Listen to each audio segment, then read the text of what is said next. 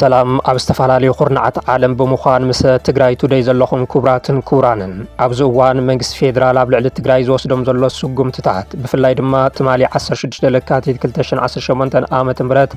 ዝወሰኖ ንግዝኣት ትግራይ ዘስእን ውሳነ ዝምልከቱ ሓበሬታታት ከም ስዕብ ኣዋዲና የመለና ክሳብ መወዳእታ ምሳና ንክትኮኑ ብምዕዳም ፈለማ ዓበይቲ ነጥብታት ክነስምዐኩም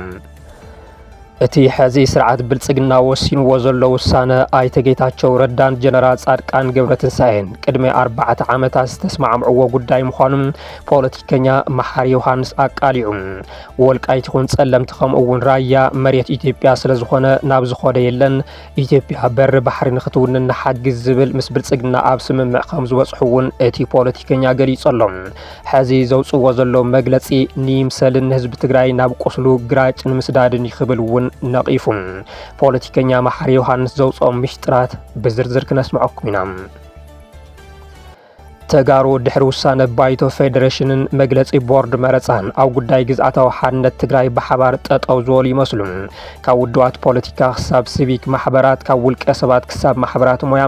ነቲ ቁልዕ ወራር ብትሪ ኮኒኖም ወለው እንተኾነ ዕላማቲ ውሳነ እንታይ እዩ ዝብል ሕቶ ዛጊድ ዘይተቐልዐ ምሽጥር እዩ ብቐንዱ እዚ መግለጺ ሕዚ ክወፅእ ዝተገበረሉ እንታይ ምኽንያት ኣሎ ካብ እሙናት ፍልፍላት ዝረኸብናዮም ሓበሬታታት ክነስምዐኩም ኢና መንግስቲ ኤርትራ ብውድብ ብልጽግና ጎስጓስ ውግእ ይግበረለይ ኣሎ ብምባል ከሲሱ ብኻልእ ዜና ኢትዮጵያ ኣብ ጉዳይ ሩባ ኣባይ ምትዕጽጻፍ እንተርእያ በሪ ባሕሪ ንኽትረክብ ከም ትድግፍ ግብፂ ምግላጻ ምሽጥራዊ ሰነድ ዕላው ኮይነሎ እዚ ኣብ መንጎ ግብፅን ኤርትራን ዘሎ ዲፕሎማስያዊ ርክብ ናበይ ይወስዶ ክንድስሶ ኢና ክቡራትን ክቡራንን ናይዚኦምን ካልኦትን ትሕዝቶታት ዝድህስስ ዕለታዊ ዜናና እንሆ ጀሚሩ ኣሎ ንቻናልና ላይክ ሼርን ሳብስክራይብን ብምግባር ሓቢርኩም ናጽንሑ ሰናይ ጊዜ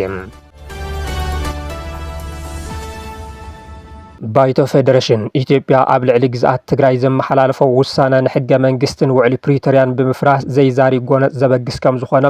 ውድባት ፖለቲካን ሲቪክ ማሕበራትን ኣጠንቂቖም ኣለዉ ኣብቲ 24 ጉንበት ንኽካየድ መደብ ዝተተሓዘሉ ሃገራዊ መረፃ ከም ዘይሳተፉ እውን ብርክት ዝበሉ ውድባት ኣፍሊጦም ኣለዉ ሃገራዊ ቦርድ መረፃ 16 ለካቲት 2018 ዓመተ ምህረት ኣብ ዘውፅኦ መግለጺ ኣብ መንጎ ክልላዊ መንግስታት ኣምሓራን ትግራይን ኣሰሓብቲ ዝበሎም 5 ዳቁጣታት መረፃ ካብ ባይቶ ፌደሬሽን ዝተመሓላለፈ ዝበለ ውሳነ ዕላው ገይሩ እዩ ብባይቶ ፌደሬሽን ተወሲኑ ብሃገራዊ ቦርድ መረፃ ኢትዮጵያ ዕላው ዝኾነ መግለጺ ትግራይ ካብ ዝነበርዋ 38 መናብር ባይቶ ወከልቲ ህዝቢ ነቶም 5 ናቁጣታት ማለት እውን ሑመራ ዓድረመፅ ጸለምቲ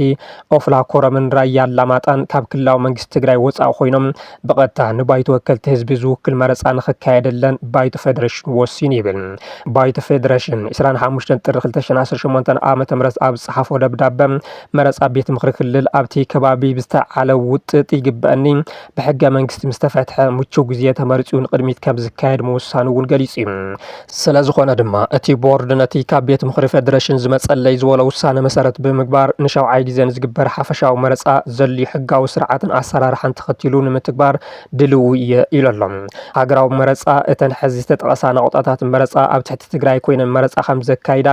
22 ጥሪ 2018 ዓመተ ምህረት ኣብ ዘርግሖ ሰደቃ ናቁጣታት መረፃ ዕላው ምግባሩ ይዝከር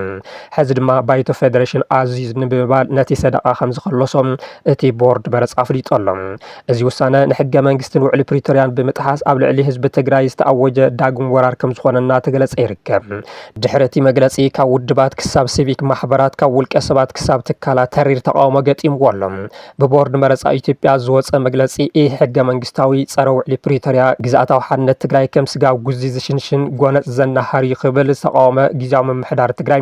እዚ መግለጺ ኣካል ተጠጅኡ ጸንሐ ሽርሕን ላዕላውነት ህዝቢ ዝጥሕስን ክብርን መንነትን ህዝቢ ትግራይ ናብ ዋጋ ዕዳጋ ዘቕርብን ይኽብል ተቃዊምዎ እዩ እዚ ውሳነ ባይቶ ፌደሬሽን ተባሂሉ ዝወፀ ኣዋጅ ኩናት ንሕገ መንግስቲ ዝሃገር ኮነ ንስምምዕ ፕሪቶሪያ ብዕሊ ብምጥሓስ ህልውና ህዝቢ ትግራይ ናብ ዝገደደ ሓደጋ ዘእትዩ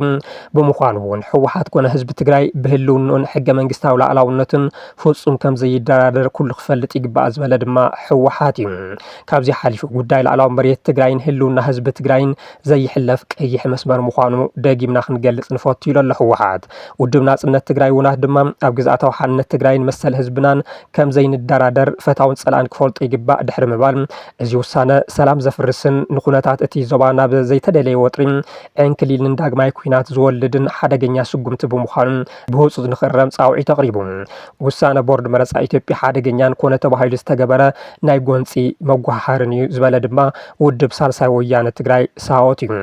እቲ ብባይቶ ፌደሬሽን ዝተመሓላለፈ ውሳነ ገለልተኛ ምሕደራዊ ስጉምቲ ዘይኮነስ ኣብ ሞንጎ ህዝቢ ትግራይን ኣምሓራን ጎንፂ ንምፍጣር ዝተሓሰበሉ ፖለቲካዊ ውህደት ክብል ዝገለጸ ሳወት ኣብ ፌደራል ስልጣን ዝሓዙ ኣካላት ስልጣኖም ንምንዋሕ ኮነ ኢሎም ኣብ ሞንጎ ህዝቢ ምሰሓብ ንምፍጣር ይጽዕሩ ኣለዎ ክብል ኣብ ሞንጎ ህዝብታት ትግራይን ኣምሓራን ናብ ጎነፅ ንምእታው ዝተፈሓሰ ውህደት ምዃኑ ገሊጹ እቲ ውሳነ ህዝቢ ትግራይ ኣብ ዘይተወከለሉን ዘይተሓወሰሉን ዝተወሰነ ኩሎም ተስፋታት ውዕል ፕሪቶሪያ ዘጸልመተ ኢትዮጵያ ናብ ካልእ ዘርሑ ምስ ዘኣቱን አንጻር ሕገ መንግስትን ስለ ዝኾነ እቲ ፌደሬሽን ዳግማይ ንኽሪኦ ሪኡ ከመሓይሸን ድማ ውድብ ወለዶ ትግራይ ወለዶ ብትርየት ተሓሳስብ ኢሉ ኣሎ ካብዚ ወፃኢ ግን ከም ውድብ ወለዶ ትግራይ ግዝኣታ ተቆራሪሱ ተመዛበልቲ ወገናትና ኣብ ኬንዳ ወዲቖም ዝካየድ ናይ ቆረፃ መረፃ ከም ዘይንሳተፍ ክነፍልጥ ንፈቱ ክብል ካብቲ ንሽሙ ዝሳሰ መረፃ ንዘይምስታፍ ኣፍሊጡ ኣሎ ብእኒ ጌታቸው ረዳ ዝምራሕ ውድብ ስምረት ዘይሕጋዊ ዕንደራ ፖለቲካ ቤት ምክሪ ፌደሬሽን ብህፁፅ ደው ይበል ብምባል መግለፂ ዘውፅኦ ኮይኑ ቤት ምክሪ ፌደሬሽን ኣብ ሕገ መንግስቲ ዓንቀጽ 62 ዝተውሃቦ ስልጣንን ተግባራትን ሕገ መንግስቲ ምትርጓምን ንክርክራት ወሰን ክልላት መፍትሒ መሃብን እምበር ናውጣታት መረፃ ምቕያር ኣይኮነን ክብል ነቒፉ ባይቶ ፌደሬሽን ብፖለቲካዊ ድልየት ተደፋፊኡ ኣብ ስራሕ ቦርድ መረፃ ኢዱ ምእታው ንነፃነት እቲ ትካል ኣብ ሕቶ ዘእቲ እዩ ዝበለ ውድብ ስምረት ቤት ምክሪ ፌደሬሽን ዝጀመሮ ዘይሕጋዊ ዕንደራ ፖለቲካ ብህፁፅ ክረም ተዘይክኢሉ ኣብ መረፃ ኣይንሳተፍን ክብል እውን ኣፍሊጡ ውድባት ብሄራዊ ዓባይ ትግራይ ባይቶና ውድብ ዓረና ትግራይ ንዲሞክራሲያዊ ላዕላውነት ዓረና ውድብ ትንሳኤ ሰብዓ እንደርታ ከምኡ እውን ሲቪል ማሕበራትን ውልቀ ሰባትን ኣብ ዓፋር ዝርከቡ ዕጡቕ ሓይሊ ትግራይ ከይተረፈ ነቲ ውሳነ ብትሪ ብምኹናን ምትዕርራይ ንክግበረሉ ፀዊዖም ኣለዉ ምክትል ፕረዚደንት ጊዜያዊ ምምሕዳር ትግራይ ኣይተ ኣማኑኤል አሰፋ ውሳነ ቤት ምክሪ ፌደሬሽን ኣብ ልዕሊ ህዝቢ ትግራይ ዝተኣወጀ ቅሉዕ ጀኖሳይድ እዩ ብምባል መንግስቲ ብልጽግና ብሽም መረፃ ዘውፅኦ ውሳነ ንህዝቢ ትግራይ ከመ ኩርዳውያን ዓዲ ኣልቦን መንነት ኣልቦን ንምግባር ዝተኣለመ ውህደት ክብሉ ኮኒኖዎም ዋላ እኳ ውስናት ንፖለቲካዊ ሃልኪ ክብሉ ብሰንኪ እገለባ ብምክንያት እገል ይትባ እንተበሉ እዚ ሓደገኛ ውሳነ ስርዓት ብልጽግና ተጋሩ ካብ ጫፍ ናብ ጫፍ ንኽለዓዓሉ ናብ ሓደ ንኽመፁን ዕድል ዝፈጠረ ከም ዝኾነ እውን እናተገለጸ እዩ እዚ ካብ ፖለቲካዊ ኣፈላላይ ንላዕሊ ዛዕባ ግዝኣታዊ መሬት ትግራይን ዝተፈናቐሉ ሚልዮናት ተጋሩን ከምኡ እውን ህላው ህዝቢ ትግራይ ብምዃኑ ኩሉ ትግራዋይ ንኽዓሰለሉ እውን ጻውዒት ይቐርብ ኣሎ እቲ ሕቶ ካብቲ ዝወፀ ቅሉዕ ውሳነ ሓሊፉ ብድሕሪት ዘሎ ሕቡዕ ዕላማ እንታይ እዩ ዝብል እዩ እዚ ባይቶ ፌደሬሽን ወሲንዎ ቦርድ መረፃ ኣውፂእዎ ዝበሃል ዘረባ ነቲ ሱር ገዲፍካ ኣብ ጨናፍር ዝግበር ዝላኣይ ዝብሉ ወሃብ ትርኢቶም ናይዚ ወሳኒ ኣገኘሁ ተሻገር ወይ ንሱ ዝመርሖ ባይቶ ፌደሬሽን ምላተ ወርቂ ሃይሉ ትኹን ንሳ ትመርሖ ቦርድ መረፃ ከም ዘይኮነን እዚ ብቐጥታ ትእዛዝ ቀዳማይ ሚኒስትር ኣብይ ኣሕመድ ዝተወሰነ መቐፀልታ ፕሮጀክት ገበን ጀኖሳይድ ከም ዝኾነ ይዛረቡ እቲ ብድሕሪት ዘሎ ዕላማ ድማ ህዝብታት ትግራይን ኣምሓራን ንዘለኣለም ንምድማይን ወልቃይትን ጸለምትን ከምኡ እውን ኮሮም ኦፍላን ራያ ኣላማጣን ከመ ካሽሚር ማእኸል ዕግርግር ንምግባር ርክብ ሕወሓትን ፋኖን ንምብጣስ ዝተፈሓሰ ውህደት ከም ዝኾነ ብዙሓት ይገልጹ ኣለዉ ኣብዚ ሕዚ እዋን ኣብ ሰሜናውያን ተፈጢሩ ዘሎ ጽምዶ ዓብዪ ስግኣት ከም ዝኾነ ዝግለጸሉ ስርዓት ብልጽግና በብሓደ ንምጥፋእ ሕዚ ሓሲብዎ ንዘሎ ወራር ንምዕዋትን ኣብ ሞንጎ ሓይልታት ፋኖ ሕወሓትን መንግስቲ ኤርትራን ተፈጢሩ ኢሉ ንዝኣምነሉ ርክብ ንምብጥጣስ ዝተፈላለዩ ስልትታት ክጥቀም ጸኒሑ እዩ ቀዳማይ ሚኒስትር ኣብይ ኣሕመድ ኣብ ዝሓለፈ ወርሒ ኣብ ፓርላማ ቀሪቦም ሕወሓት ኣብ ክልል ኣምሓራ ኣትዩ ዝፈጸሞ ግፍዒ መነወር እዩ ሰራዊት ኤርትራ ካብ ሽረ ክሳብ ዓዲግራት ደድሕሬና እናተኸተለ ንጹሃት ዜጋታት ከም ዝጨፍጨፈን ትካላት ከም ዝጓሓለን ዘዕነየን ዝገለጹሉ መንገዲ ነቲ ተፈጢሩ ዝበሃል ርክብ ንፋስ ንምእታው ከም ዝኾነ ሃሁ ፖለቲካ ንዝፈልጥ ግልፂ እዩ ነይሩ ብተጋሩ ብልጽግናውያን ዝወፁ ዘለዉ መግለጽታት እውን ኮነ ተባሂሉ ተጋሩ ሓደ ኮይኖም ብዝብል ዕጡቕ ሓይሊ ፋኖ አንጻር ትግራይ ጠጠው ንኽብልን ኣብ ጎኒ እቲ ስርዓት ንኽስለፍን ንምግባር ከም ዝኾነ ነቲ ስርዓት ቅርበት ዘለዎም ፍልፍላት ይገልጹ ኣሎም ሰሜናውያን ነንባዕሎም እንትባልዑን እንትዳኸሙን ዕምሪ ስልጣንን ምንዋሕ ዝብህግ ስርዓት ብልጽግና ብፍላይ ህዝቢ ትግራይ ካብ ግዝኣትን መረቦትን ፋሕፋሕ ኢሉ ዓዲ ኣልቦ ንክኸውን ምግባር ቀንዲ ዕላምኡ ከም ዝኾነ እናተገለጸ እዩ ስርዓት ብልጽግና ንግዝኣትን ተመዛበልትን ትግራይ ከም ዘይመልስ ነቲ ንሓሙሽተ ዓመታት ዝሸፍወጦ ዝነበረ ተንኮል ሕዚ ኣብ ኣደባባይ ዕላው ገይርዎ ኣሎ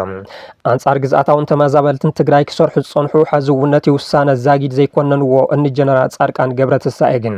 ኣብ ዝሓለፈ ሰሙን መንግስቲ ፌደራል ኮተ መዛበልቲ ኣይመለሱ ዝብል መትከል ነይርዎ ኣይፈልጥን ምባሎም ዝዝከር እዩ። መዛበልቲ ምምላስ ማእከላይ መንግስቲ ተቃውሞ ነይርዎ ይፈልጥን። ክቡራት ተኸታተልቲ ትግራይ ቱደይ ኣብዚ ጉዳይ ተወሳኺ መብርሂ ካብ ላዕለዎት ኣመራርሓ ጊዜያዊ ምምሕዳር ትግራይ ሒዙ ከም ዝቐርብ በዚ ኣጋጣሚ ክንገልጽ ንፈቱ።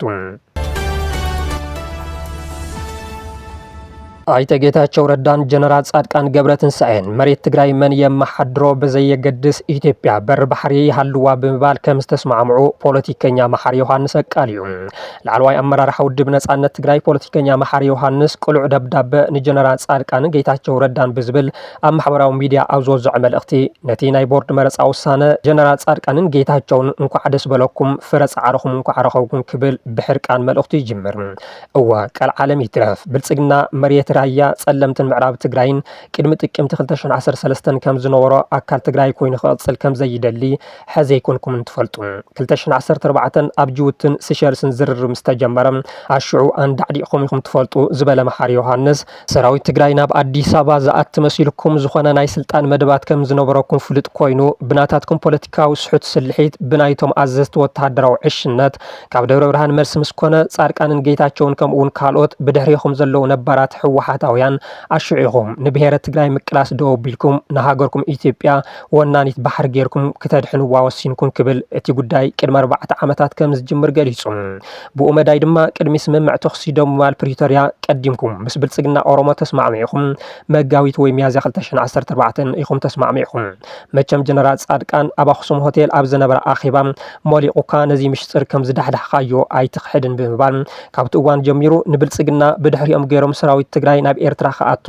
ትልመውፅኦም ከም ዝወዱ እዩ ዘቃልዕ መሓሪ ዮሃንስ። ሰራዊት ትግራይ ናብ ኤርትራ ከኣቱ ናይ ውግእ ካርታ ሰሪሖም ከም ዝነበሩ ብምሕባር እዚ ኩሉ ዝኸውን ዘሎ ንትግራይ ምቅላስ ደው ኣቢልኩም ብናይ ኦሮሞ ብልጽግና ሓንጎል እናሓሰብኩም እዩ።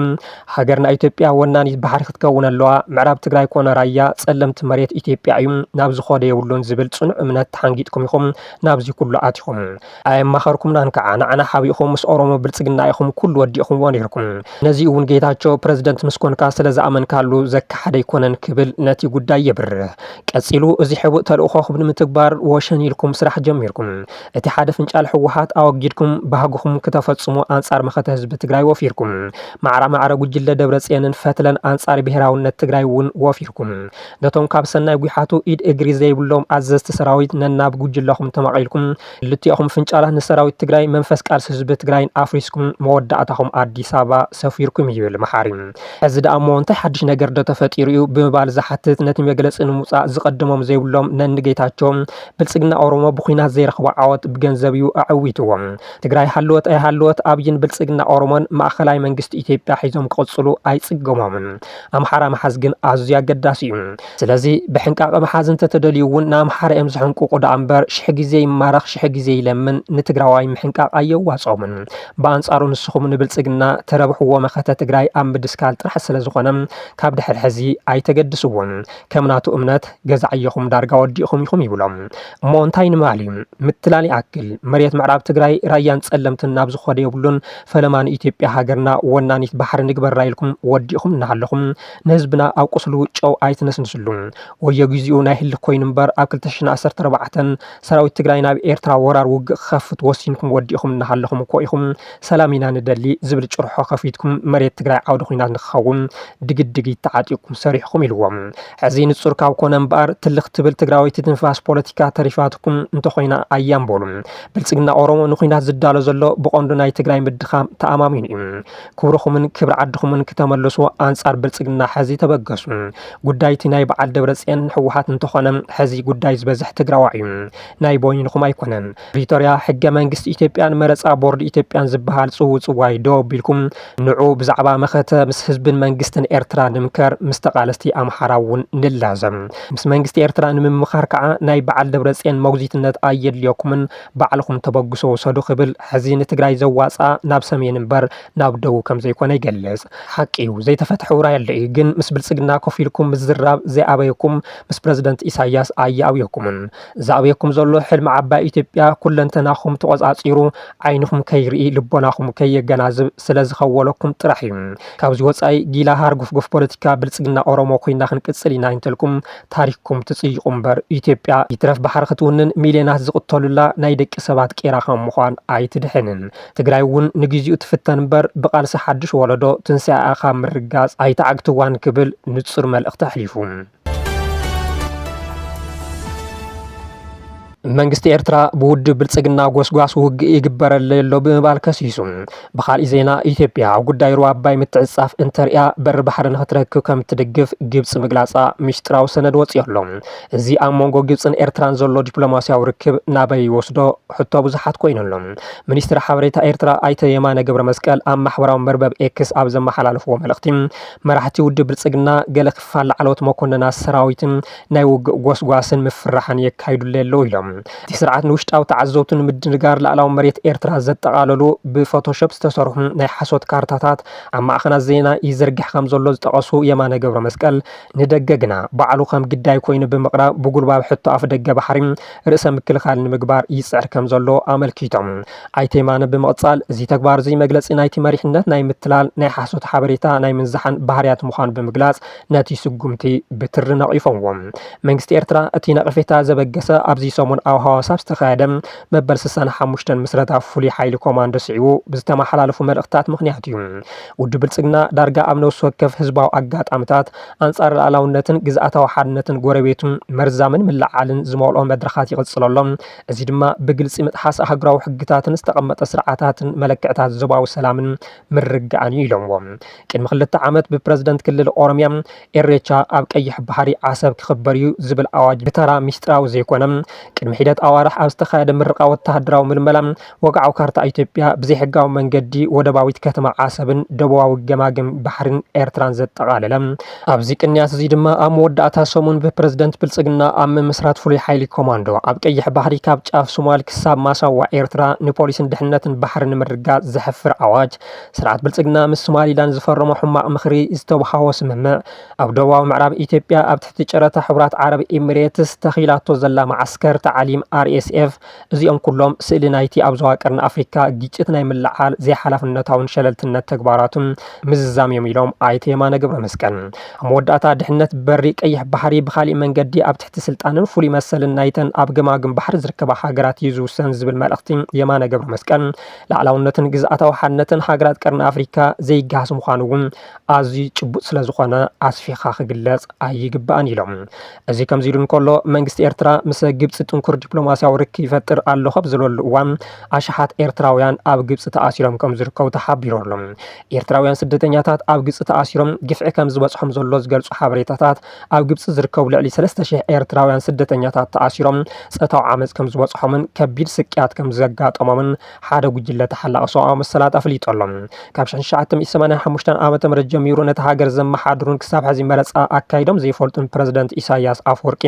ኣብ ልዕሊ ዜጋታቶም መወዳእታ ዘይብሉ ወተሃደራዊ ኣገልግሎት ብምጽዓን ብዙሓት መናእሰያት ካብቲ ሃገር ካሃድሙ ከም ዝግደዱ ዝሕብሩ መረዳእታታት ካብ መጀመርታ ወርሒ ጥሪ ጀሚሩ ልዕሊ 3000 ኤርትራውያን ስደተኛታት ኣብ ግብፂ ተኣሲሮም ምህላዎም ጸብጻብ ስክፍታ ሰብኣዊ መሰላት ኤርትራ የመልክት እቶም እስራት መግረፍቲ ብውዑይ ማይን ኬሚካልን ምቅጻል ከምኡ እውን ጾታዊ መጥቃዕቲ ይወጽሖም ከም ዘሎ በቲ ትካል ዝተኣከበ ምስክርነትን ስእልታትን ይሕብሩ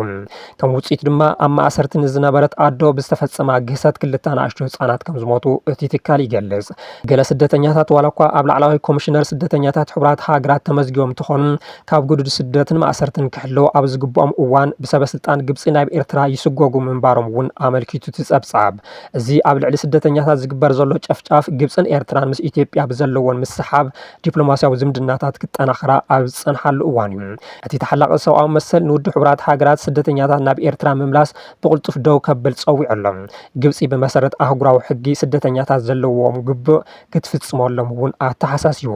ብመሰረት ትካል ኣብ ኤርትራ ጋዜጠኛታት ተቃውምቲ ፖለቲካን ኣባላት ውሑዳት ሃይማኖታትን ዝርከብዎም ልዕሊ 10,000 እስራት ሂልና ከም ዘለዉ ተፈሊጦሎም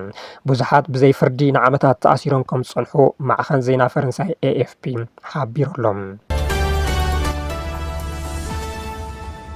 ኢትዮጵያ ኣብ ጉዳይ ሩባ ኣባይ ምትዕጻፍ እንተርእያ በር ባሕሪ ንኽትረክብ ከም ትድግፋ ግብፂ ምግላጻ ምስጢራዊ ሰነድ ወፂኦሎም እዚ ምስ ዘይኸውን ግና ኢትዮጵያ ካብ ኤርትራ ክሳብ ጅቡቲ ካብ ሱዳን ክሳብ ሶማሊላንድ ወደብ ንኸይትረክብ ከም ትገብራ ኣፍሊጣ ኣላ ጋዜጣ ዘ ናሽናል ከም ዝጸብጸቦ ግብፂ ዘቕረበቶ ጠለብ ቅድሚ ሰሙን ናብ ቀዳማይ ሚኒስትር ኣብይ ኣሕመድን ናብ ፕረዚደንት ኣሜሪካ ዶናልድ ትራምፕን እውን ከም ዝተመሓላለፈ ዕላው ኮይኖሎም እቲ ናይ ግብፂ እማመን ኢትዮጵያ ሕቡዕ መጠንቀቕታ ዝሓዘ ምዃኑ ዝገልጽ እቲ ጸብጻብ ኢትዮጵያ ነቲ ግብፂ ዘቕረበቶ ዕድመ እንተነጺጋቶም ግብፃውያን ኢትዮጵያ ናብ ባሕሪ ንኸይትበጽሕ ብርግጽ ከዓግትዋ ከም ዝኾኑ ዘፈራርሕ እዩ ግብፂ ኣብ ደቡባዊ ቀይሕ ባሕሪ ዘለዋ ፖለቲካውን ወተሃደራውን ሓይላ ምህላዋን ከምኡ እውን መሻርክታ ሱዳን ጅቡቲን ሶማልያን ብምጥቃም ኢትዮጵያ ናብ ቀይሕ ባሕሪ ከይትኣቱ ክትክልክላ ምዃና እቲ ጸብጻብ የምልክት ናይ ማይ ምሰሓብ እንተተላሳሊሳ ግና ንመእተዊ ቀይሕ ባሕሪ ንኢትዮጵያን ምድጋፍ ክፉት ምዃኑ ግብፂ ምስ ማሓዙት ሃገራት ኣፍሪካ ብምትሕባር ኢትዮጵያ ናብ ቀይሕ ባሕሪ ክትኣቱ ንምሕጋዝ ድልውቲ ምዃና ኣብ ካይሮ ዝርከቡ ፍልፍላት ንዘ ናሽናል ሓቢሮም ኣሎም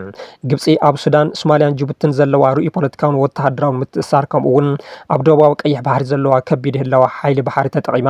ኣዲስ ኣበባ ናብ ወደባት ባሕሪ ኣብተን ሃገራት ንኽትኣቱ ክትዓግት ምዃና ዝገልጽ ስውር መጠንቀቕታ ዝሓዘ መልእኽቲ ምዃኑ እውን ተሓቢሮሎም